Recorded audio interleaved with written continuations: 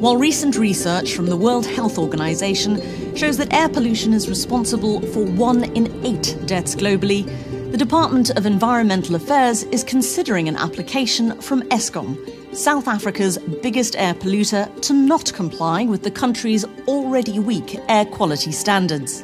If granted, the country's energy supplier will emit even higher levels of pollution, severely impacting people's health. To paraphrase, Eskom has made it clear that the cost for Eskom to comply with the legislation is simply too much compared to the benefits that could be gained from compliance. So that tells you quite a lot about the lack of respect for human health, because what it in fact means is that keeping the economy going is more important than looking after the health and well-being of South African citizens. While most of the country benefits from Eskom-produced electricity, a new study by the campaigning group Groundwork shows that it's the health and lives of people in the Highveld that are the ones most impacted by Eskom's pollution. I used to live next to a mine. Every now and then I kept buying medication, thinking my child had flu and stuff like that. When I went to the doctor discovered that my little boy had strong symptoms of asthma. He will have to take medication for the rest of his life. I was spending a whole lot of money on medication, and I was wondering that how many other people out there are like me.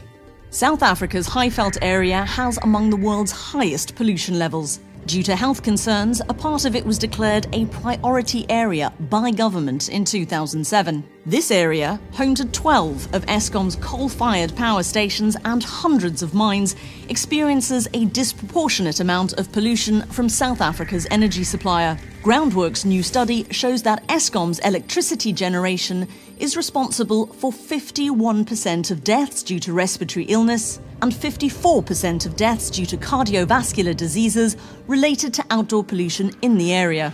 Recently released health reports commissioned by Eskom in 2006 indicate its power stations at the time were cumulatively responsible for 17 deaths and 661 respiratory hospital admissions per year.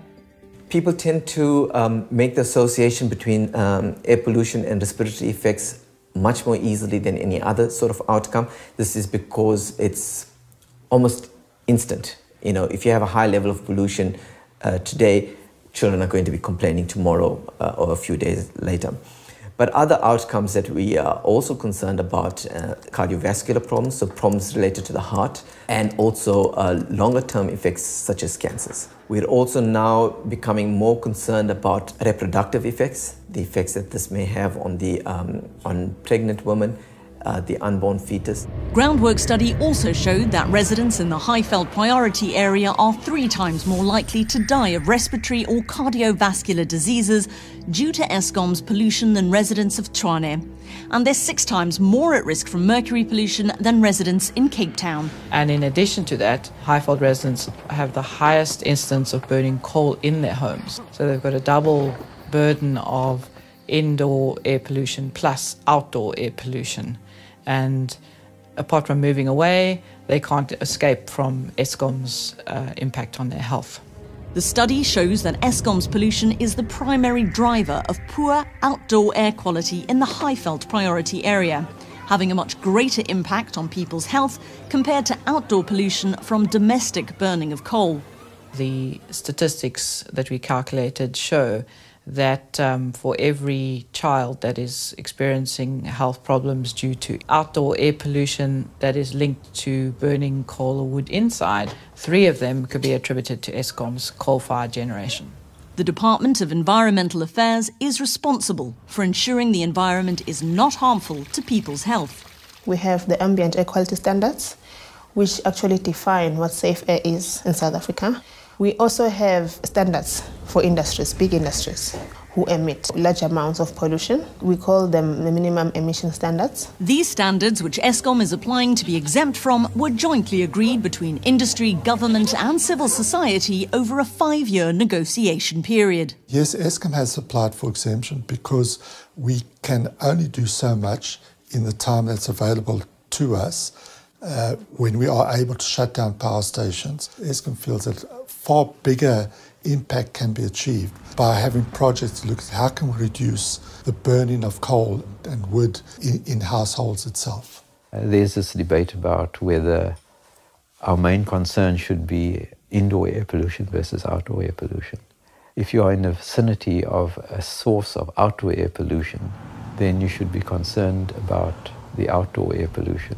And if you also are exposed to indoor air pollution, you should be concerned about both. I think there's no doubt that we need to address the indoor air pollution. But the problem is, let's say we have modern energy services in everyone's homes, then we need to focus on outdoor pollution. And if we don't deal with outdoor pollution now, then what we're going to find is that we've now electrified everyone and people are still getting sick and dying. The Centre for Environmental Rights has filed a legal objection to Eskom's application. It argues that the cost of compliance is cancelled out by the cost to people and the state for medical treatment of air pollution-related illness.